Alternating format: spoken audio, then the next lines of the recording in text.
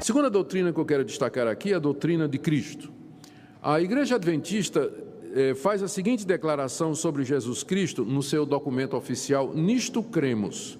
No fundamento 4, ela diz: Deus, o Filho Eterno, encarnou-se em Jesus Cristo. Por meio dele foram criadas todas as coisas, é revelado o caráter de Deus, efetuada a salvação da humanidade e julgado o mundo. Sendo para sempre verdadeiramente Deus, ele se tornou também verdadeiramente homem. Jesus, o Cristo, concebido do Espírito Santo e nasceu da Virgem Maria. Todos nós assinaríamos embaixo essa declaração. Ela é perfeitamente evangélica. Contudo, há dois pontos polêmicos na doutrina de Cristo, de acordo com os documentos adventistas. Primeiro, Ellen White afirmou que Jesus Cristo é o arcanjo Miguel. Ela afirma isso no livro Os Patriarcas, na página 366. E a base que ela usa é a passagem de Judas, que eu queria abrir com vocês aqui. Judas, verso 9. Nesse livro, Judas, não Iscariotes, mas irmão de Jesus, o nome Judas era bastante comum naquela época. Ele diz assim, Judas 9: Contudo, o arcanjo Miguel, quando contendia com o diabo e disputava a respeito do corpo de Moisés, não se atreveu a proferir juízo infamatório contra ele. Pelo contrário, disse: o Senhor te repreenda. Então, Judas aqui está reproduzindo uma passagem antiga, não está no Antigo Testamento, mas foi preservada na literatura apócrifa. Judas traz essa passagem para o seu livro, canoniza essa passagem, e aqui ele narra um debate que teve, um confronto que teve do arcanjo Miguel com Satanás, disputando pelo corpo de Moisés. Moisés morreu no alto do monte, vendo a terra prometida. Então, Deus mandou o arcanjo Miguel para sepultar o corpo de Moisés. O diabo chegou e disse: espera aí, não, o corpo de Moisés é meu, porque Moisés matou o egípcio e eu tenho direito a todo assassino. É isso que diz lá a fonte apócrifa, não é? E aí, Miguel e Satanás entraram num conflito e Miguel disse: o Senhor te repreenda. E o diabo bateu as botas e foi embora, né? E então o corpo de Moisés foi enterrado. Só que Ellen White diz que Miguel aqui era Jesus. Por isso que ele diz que ele já existia antes de ser concebido no ventre da Virgem Maria. Por que dizer que os adventistas são hereges e identificar Cristo com Miguel, mas essa série de eruditos, essa lista de eruditos não são identificados como hereges? Você entendeu? Então existe aí, infelizmente, uma má intenção de muitos, entre aspas, apologistas defensores da fé. Vamos fazer agora uma análise do termo, uma análise a mais do termo Miguel. Bom, você já viu que o nome Miguel é um desafio, né? É um desafio de Cristo à pretensão de Satanás, que queria ser como Deus. Ao assumir esse nome, Cristo está dizendo para Satanás o seguinte: você não pode ser como Deus, só eu posso ser como Deus, porque eu sou Deus. Só que além disso, você precisa ter em mente, antes de estudarmos o significado deste personagem, você precisa ter em mente que uma série de eruditos, além de Matthew Henry, que eu já citei aqui, creem como nós que este nome, Miguel, é um título, diríamos assim, é um nome de guerra assumido por Cristo no conflito cósmico e que isso em nada interfere na divindade de Cristo. Veja agora nesse slide, você está vendo nesse slide uma lista de vários eruditos que creem, assim como nós, que Miguel e Cristo são o mesmo personagem, só que o termo Miguel, o nome Miguel, é um título honorífico de Cristo que ele assume no conflito cósmico. Agora eu lhe pergunto, por que dizer que os adventistas são hereges e identificar Cristo com Miguel, mas essa série de eruditos, essa lista de eruditos não são identificados como hereges?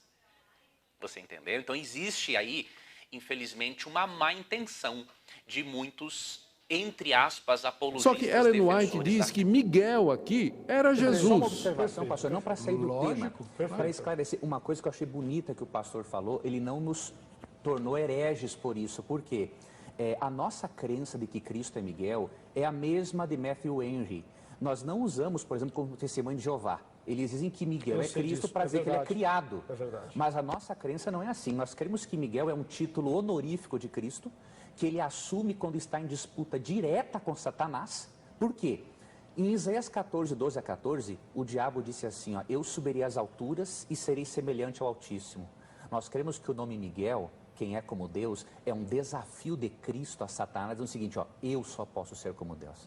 Então a nossa compreensão não é herética. A adventista faz de Cristo uma criatura, não. As testemunhas de Jeová, sim. Agora a nossa compreensão é de Matthew Henry e eu agradeço aos pastores. Sua palavra é extraordinária, sua palavra é muito boa. Por quê?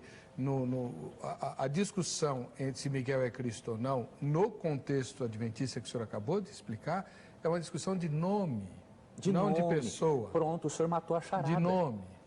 Acabou. O senhor matou a charada. É isso aí. Diferente da seita dos Testemunhos de Jeová, onde o Cristo é criado. É criatura. Com a teologia bíblica. Aí acabou. Heber, só me permita, eu não estou equiparando nesse aspecto os adventistas aos Testemunhos de Jeová. E eu percebi perfeitamente. Isso todo crente que eu conheço faz isso. Todo crente que eu conheço faz isso. Só que Ellen White diz que Miguel aqui era Jesus. A nossa conclusão é que essas doutrinas que nós examinamos aqui, elas são erradas e algumas delas são heréticas mesmo e contrárias ao Evangelho de Jesus Cristo. Todo crente que eu conheço faz isso. Mas eu sei. Mas nesse dia se levantará Miguel. Quem é Miguel? Se você abrir a Bíblia comigo, aqui no livro de Judas, o livro de Judas não tem capítulos, apenas versículos. Está um pouco antes do Apocalipse. O livro de Judas diz o seguinte, no verso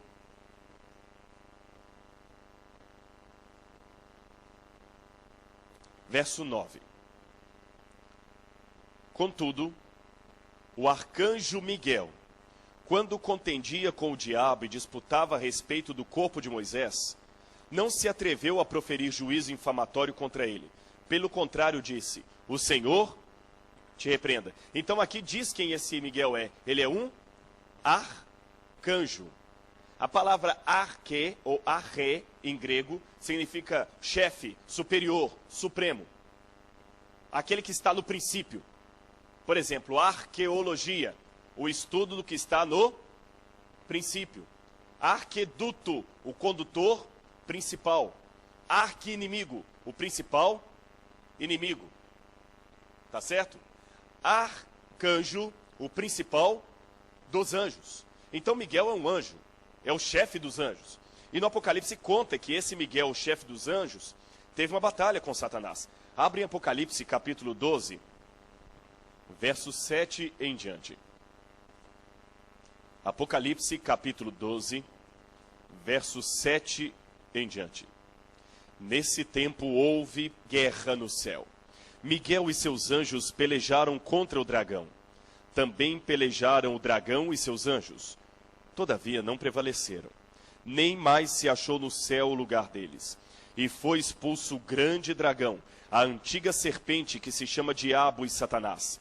Sim, foi atirado para a terra e com ele os seus anjos. Curioso, o dragão também é chamado de antiga serpente. E ele foi derrotado por Miguel e seu exército de anjos. A serpente antiga é aquela serpente do Éden. O que a serpente do Éden falou para Eva no dia que a tentou a comer do fruto? Eva, eu prometo a você, se você e Adão comerem do fruto proibido, vocês terão os olhos abertos e vocês serão iguais a Deus. Vocês serão iguais a Deus. Curioso, porque o nome Miguel em hebraico, Mihael, significa ninguém é igual a Deus. Então o próprio nome desse anjo já indica algo curioso para mim. Ele batalha contra o inimigo das almas, contra o dragão que é a antiga serpente, e o seu nome refuta o que a serpente falou lá no Éden. A serpente no Éden falou, vocês serão iguais a Deus. E o nome Miguel, Mihael, ninguém é como Deus. El, em hebraico, Deus. Joel, o Senhor é Deus. Daniel, juiz para Deus. E vai por aí adiante. Agora, Mihael, ninguém é como Deus. Ou quem seria como Deus? Eu vou ler o que ela fala aqui no livro, o desejar de todas as nações, que é de 1896. Diz na página 421. Moisés passou para o domínio da morte, mas ele não permaneceu num túmulo. Cristo mesmo o chamou para a vida. Satanás, o tentador, tem reivindicado o corpo de Moisés por causa do seu pecado, mas Cristo, o Salvador, o trouxe para fora da sepultura. Aqui ela está confundindo o papel de Miguel com o papel de Jesus Cristo. No mesmo livro, na página 164, ela diz: Moisés passou pela morte, mas Miguel veio e lhe deu vida antes que seu corpo visse a corrupção. Que inclusive é uma doutrina também estranha, né? Porque está escrito que Deus enterrou Moisés no alto do monte. E ela está dizendo aqui que Jesus veio, que o arcanjo Miguel veio e ressuscitou Moisés. Satanás tentou segurar o corpo de Moisés, reclamando que era seu, mas Miguel ressuscitou Moisés e o levou para o céu. Onde está na Bíblia isso, ninguém achou, até o dia de hoje. Sobre Judas 1,9, pastor, nós cremos que há, sim, perfeita base para a ressurreição de Moisés. Por quê? Primeiro ponto, quando diz o texto bíblico que Miguel disputou sobre o corpo de Moisés, a palavra disputa, no grego, ela tem uma força que tem a ver com uma demanda legal. Então, o que nós cremos? É muito pouco uma discussão, simplesmente, por exemplo, quem vai ficar com o corpo. É como se Satanás estivesse acusando, por exemplo, a Cristo da seguinte maneira, né? Veja bem, você vai levar ele para o céu ressuscitado, mas ele é um assassino, ele é um pecador. E quando Miguel remete a Deus Pai para que o repreenda nessa demanda legal, aí nós percebemos o seguinte: a graça de Cristo, demonstrando o seguinte: não importa as acusações de Satanás, Cristo levou Moisés para o céu como uma espécie de cheque pré-datado, e ele pagou isso na cruz. Numa questão do corpo de Moisés, eu queria ler também uma declaração aqui da Bíblia de Estudo Scofield, porque não é só o adventista que crê que o corpo dele foi glorificado, tá? Então esta Bíblia diz assim, ó: a cena da transfiguração contém, em menor proporção, todos os elementos do futuro reino em sua manifestação. O Senhor Jesus, não em humilhação, mas em glória. Moisés, glorificado, representante dos redimidos que passaram por meio da morte. Passaram da morte para o reino. Elias, glorificado, representando os redimidos que entraram no reino a serem arrebatados. Curioso, é a mesma opinião de Ellen White. Ela diz que Moisés, glorificado, representa aqueles que irão para o céu após a ressurreição. E Elias, que foi vivo para o céu, representa os justos que irão vivos para o céu por ocasião da volta de Cristo. E uma outra citação que eu queria deixar para o pastor Elias e o reverendo, Jameson, Faust e Brown. Eles são imortalistas, mas eles também admitem que era o corpo literal de Moisés lá na transfiguração. Eu queria ler essa citação, tá? Sobre o corpo de Moisés, seu corpo literal. Que o corpo de Moisés foi levantado, vê-se de sua presença com Elias e Jesus, que estavam no corpo na transfiguração. Então, esses imortalistas, um comentário clássico, também reconhecem que era Moisés realmente que estava lá. Então, não podemos dizer assim, olha, definitivamente não tem como Moisés ter ressuscitado. Pelo contrário, as evidências apontam muito mais para a ressurreição de Moisés. Por causa da transfiguração. Da transfiguração, então, pastor, mas aí é que entra o meu grande espinho. O texto da transfiguração aponta nessa direção para um monte de eruditos, mas não o texto de Judas. Sabe o que eu me apego em Judas, reverendo? Não que ele diga aberto como o da transfiguração, mas a palavra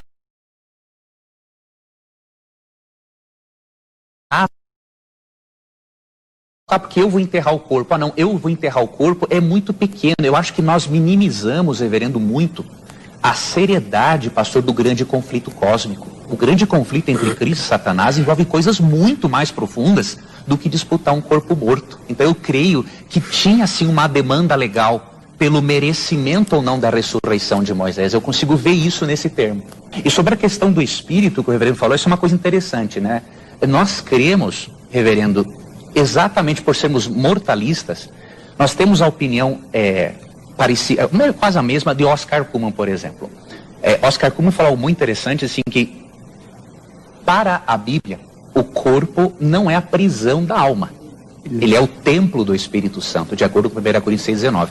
E ele explica assim também, reverendo, como 1 Coríntios 15, se na ressurreição e a glorificação do corpo nós não conseguimos ver salvação fora do corpo. Então nós não conseguimos também ver que seja um espírito de Moisés lá, mas tem que ser o próprio Moisés.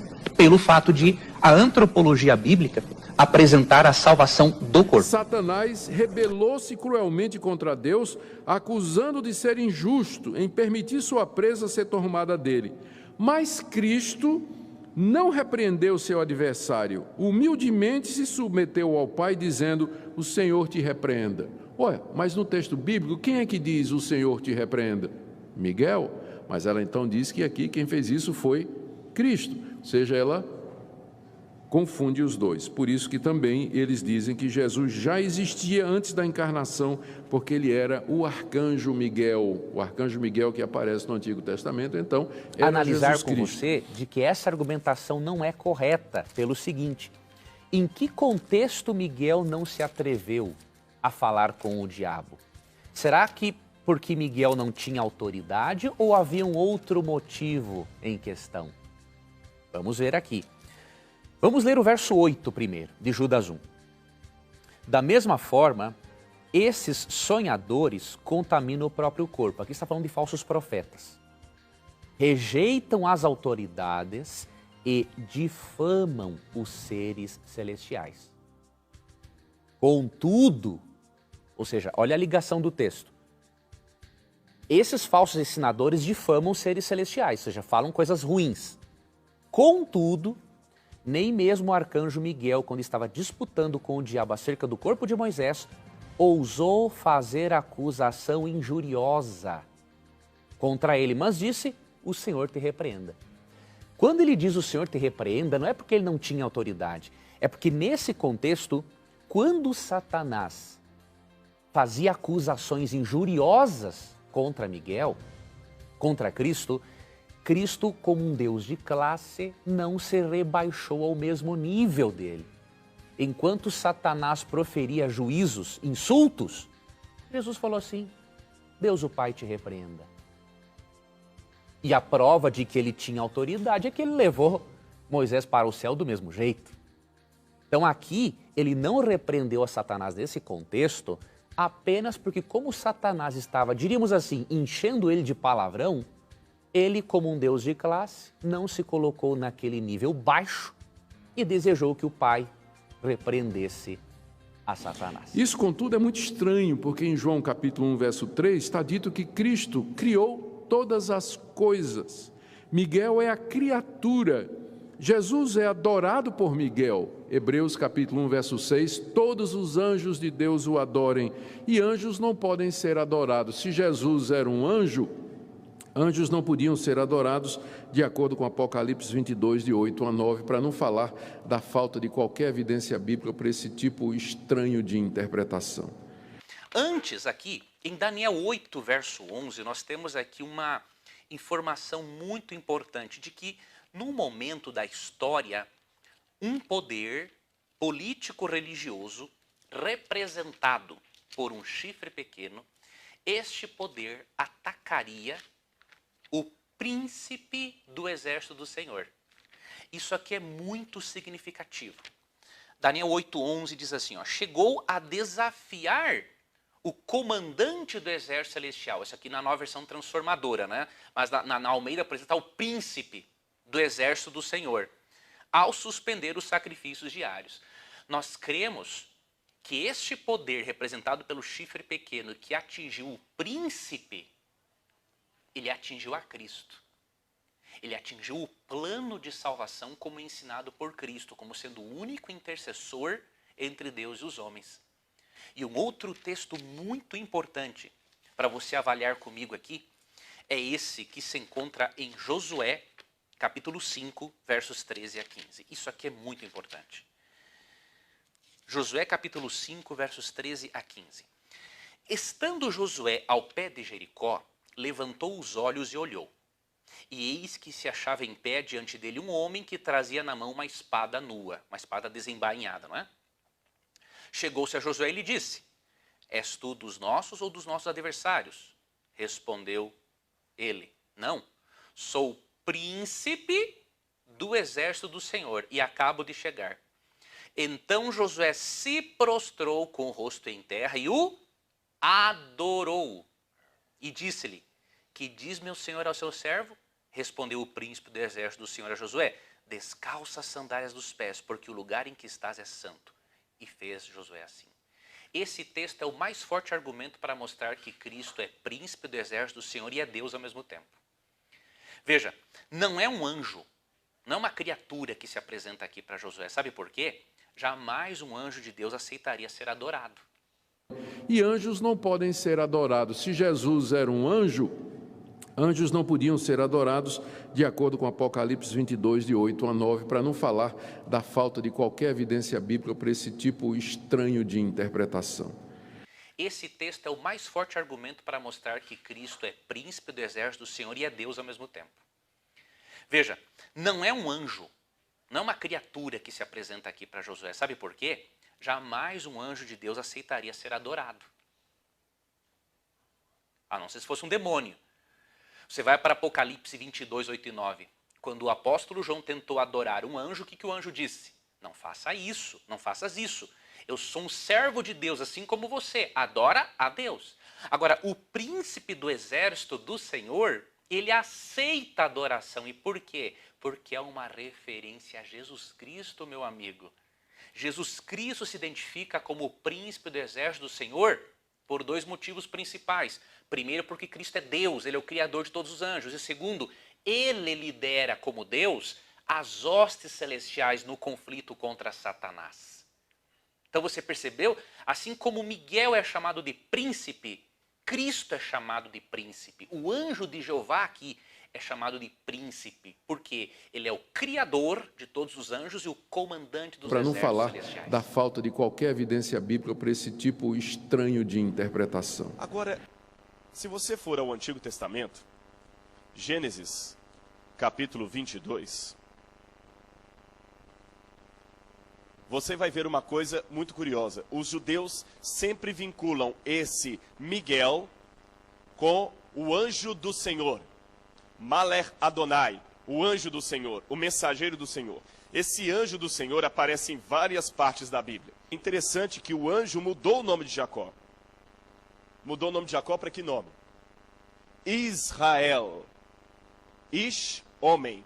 Ha, guerra. El, Deus. Israel, o homem que lutou, que guerreou contra Deus. Mas espera aí. Contra quem Jacó lutou? Contra o anjo, Miguel. O rosto de quem Jacó viu? Mas na verdade ele viu o rosto do anjo, Miguel. Quem apareceu para impedir o sacrifício de Isaac? O anjo, Miguel. E disse para Abraão: você não me negou o teu filho. Só que Ellen White diz que Miguel aqui era Jesus. Nós vemos que se Jesus não for identificado com esse personagem, né, seria o seu nome de guerra, diríamos assim, nós percebemos que um paralelismo que existe no livro de Daniel ele é quebrado. Por exemplo, tem 4 grandes blocos proféticos ali, né? No capítulo 2, capítulo 7, capítulos 8 e 9, 10 a 12. No capítulo 2, o personagem central é Cristo, identificado com a pedra que destrói a estátua de Nabucodonosor, né? No capítulo 8, o personagem central é o príncipe do exército do Senhor, que é Cristo. No capítulo 9, ele já aparece ali como o ungido, o Messias. E no capítulo 10 a 12, aparece Miguel. Então veja, o centro do capítulo 2, Jesus. Do capítulo 8, Jesus. 9, Jesus. E o centro, o personagem central do 10 ao 12, um anjo, um ser criado. Não teria lógica. Quebraria o paralelismo. Então nós cremos que é um nome, um título, diríamos assim, assumido por Cristo na sua luta contra o mal, mas que não interfere em nada na divindade de Cristo. Se isso interferisse na divindade de Cristo, você poderia perfeitamente dizer: o adventismo é uma seita, porque não crê na divindade de Cristo, mas não é esse o caso. O que você tem a dizer, meus amigos? Só queria acrescentar uma coisa aqui para Zilá. Zilá, em primeiro lugar, essa não é uma doutrina adventista. Ao longo da história, já citou Matthew Henry, existem vários outros teólogos evangélicos que pensam exatamente assim, tá certo? Em toda a história. Mas eu quero dar apenas dois exemplos bíblicos para você. Primeiro, no Antigo Testamento, várias vezes Cristo aparece como um anjo. Lembra a luta de Jacó? Lembra a luta de Jacó? Lembra o anjo do Senhor que aparece para Josué? Mas presta atenção mais esses dois versos aqui. Se você abrir sua Bíblia em João, capítulo 5, verso 25, ao falar da volta de Jesus e a ressurreição dos mortos, o texto diz: em verdade vos digo, que vem a hora e já chegou, em que os mortos ouvirão a voz do Filho de Deus e viverão. Preste atenção. Os mortos ouvirão a voz do Filho de Deus, correto? Então, na volta de Jesus, a ressurreição se dará quando os mortos ouvirem a voz de Cristo. Mas quando você vai para 1 Tessalonicenses, capítulo 4, 1 Tessalonicenses, capítulo 4, versículo 16 diz: porquanto o Senhor mesmo, dada a sua palavra de ordem, ouvida a voz do arcanjo, ressoada a trombeta de Deus, os mortos em Cristo ressuscitarão primeiro. Então veja, no Evangelho de João é dita que ouvirão a voz de Cristo. Paulo diz que ouvirão a voz do arcanjo. Logo, os dois estão identificando ambos como sendo o mesmo personagem.